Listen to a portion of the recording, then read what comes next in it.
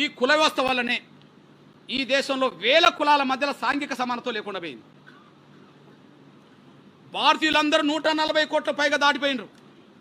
కానీ 140 కోట్ల మంది మేము భారతీయులమని కంటే మా కులం ఇదని చెప్పుకుంటారు. ఈ దేశంలో భారతీయుల కంటే మా కులం ఇదని చెప్పుకుంటాను. అందుకు మీకు సాక్ష్యం చెప్తున్నా.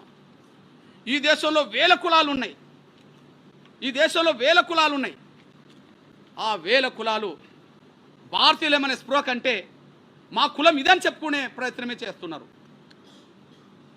కుల వ్యవస్థ ఉండడం వల్ల అందరు కులాలు చెప్పుకున్నట్టుగా నేను చెప్పుకోవాల్సి వస్తుంది. కుల వ్యవస్థ పోతే ఎవరు చెప్పుకోవడం నేను చెప్పుకోను.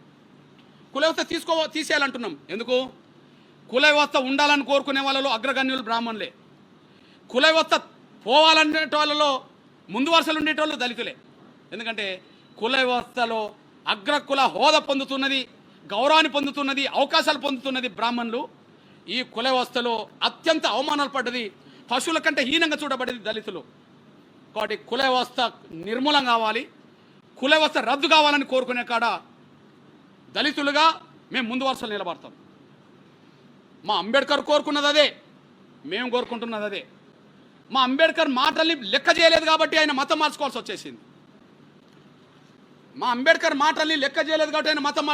హిందూ మతం నుంచి బౌద్ధ మతంలో చేరాల్సి వచ్చింది.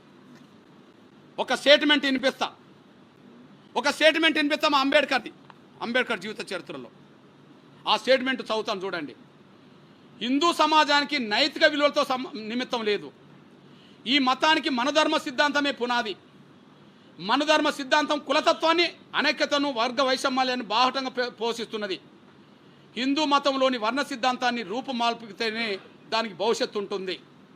హిందూ సంస్కృతుల్ని, సత్యాన్ని వెంటనే గుర్తించి ఈ వ్యవస్థను నిర్మూలించేందుకు ప్రయత్నిస్తే నేను మతం మార్చుకునే నిర్ణయాన్ని ప్రకటించాను కదా, దాన్ని నేను ఉపసంహరించుకుంటా అని చెప్పేశాడు.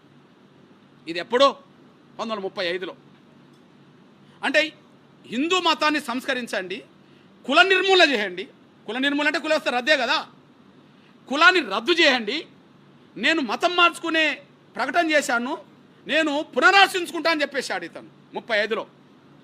పునరాలోచన లేదు, ఇంకా దాన్ని ఎక్కువ పట్టుకొని ఊగులాడారు కాబట్టిగానే ఆయన 1956లో బౌద్ధంలోకి పోయే ప్రయత్నం చేశాడు. 1956, 35 అంటే 21 సంవత్సరం తర్వాత ఆయన నిర్ణయాన్ని అమలు చేసేశాడు. ఇది అంబేద్కర్ కుల వ్యవస్థ రద్దు చేయాలని అన్నాడంటే దళితుడు బాధితుడు కాబట్టి అన్నాడు అనుకుందాం. మేము బాధితులం కాబట్టి కుల వ్యవస్థ రద్దు కావాలంటున్నాం. కానీ ఒక అంబేద్కరేనా? అంబేద్కర్ మొదలుకొని ఆర్ఎస్ఎస్ వరకు, అంబేద్కర్ మొదలుకొని ఆర్ఎస్ఎస్ వరకు కులం గురించి ఏం మాట్లాడిందో ఏనండి. ఇది ఆర్ఎస్ఎస్ పాంచజన్యం. ఒక రకం చెప్పంటే ఆర్ఎస్ఎస్ మూల సూత్రాలకు రూపమే పాంచజన్యం. హిందువులకు అందరికీ భగవద్గీత ఉంటుంది, లేదా మతపరంగా క్రైస్తవులకు బైబిల్ ఉంటుంది, ప్రవక్త నమ్ముకున్న వాళ్ళకు ఖురాన్ ఉంటుంది. కానీ ఆర్ఎస్ఎస్ను నడుపుతున్న శక్తులకి, ఆర్ఎస్ఎస్ను ప్రేమించి అభిమానించే వాళ్ళకి ఇది ఒక మార్గనిర్దేశం చేసే వ్యవస్థ. ఇది పాంచజన్యం. ఇందులో ఏమన్నాడో చూడండి. ఈయన అందులో ఏమంటారంటే అస్పృశ్యత ఒక శాపం. అస్పృశ్యత ఎక్కడి నుండి వచ్చింది? కులం నుండి వచ్చింది. కులం ఎవరు తీసుకొచ్చిండ్రు? బ్రాహ్మణులే తీసుకొచ్చేశారు. అంటే ఈ శాపానికి, ఈ పాపానికి కారకులు ఎవరు?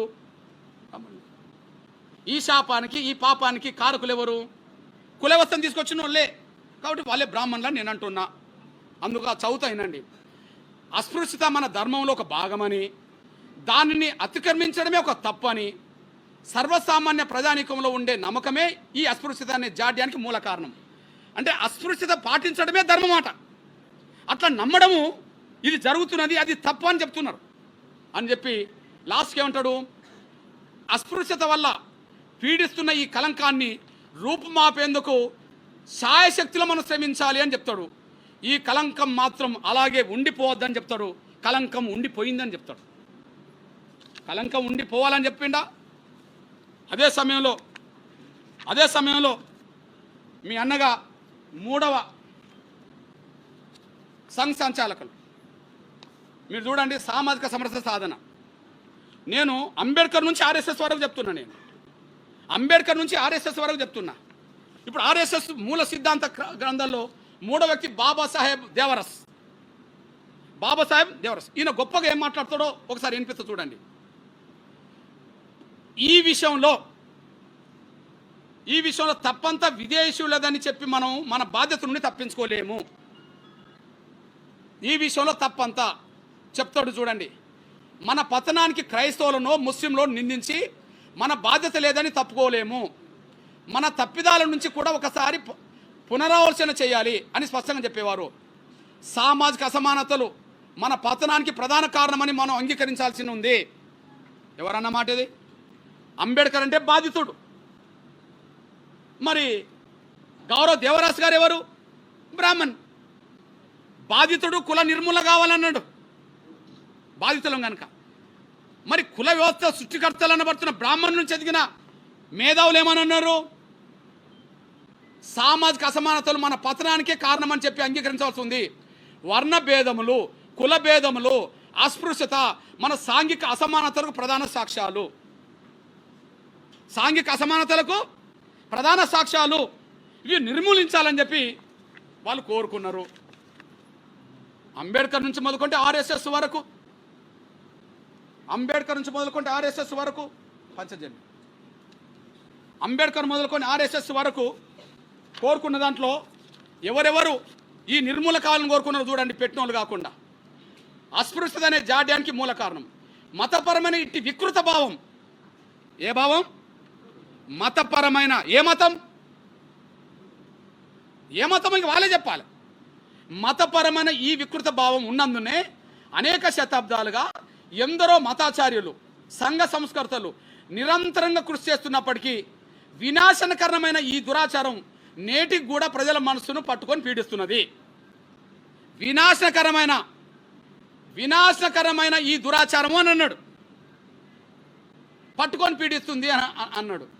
గురునానక్, రామానుజాచార్యులు, బసవేశ్వరుడు, శంకరదేవుడు, స్వామి దయానందులు, నారాయణ గురు, గాంధీజీ, వీర సావర్కర్ మొదలైన వారెందరో హిందూ సమాజాన్ని పట్టి పీడిస్తున్న ఈ కలంకాన్ని మాపేందుకు శాయశక్తిలో శ్రమించారు. కానీ ఈ కలంకం మాత్రం అలాగే ఉండిపోయింది అని అన్నారు. ఉండిపోయిందని తొలగించుకోవాలన్నా వద్దా? తొలగించుకోవాలి కదా. తొలగించుకోవాలంటే ఇప్పుడు ఏం చేయాలి?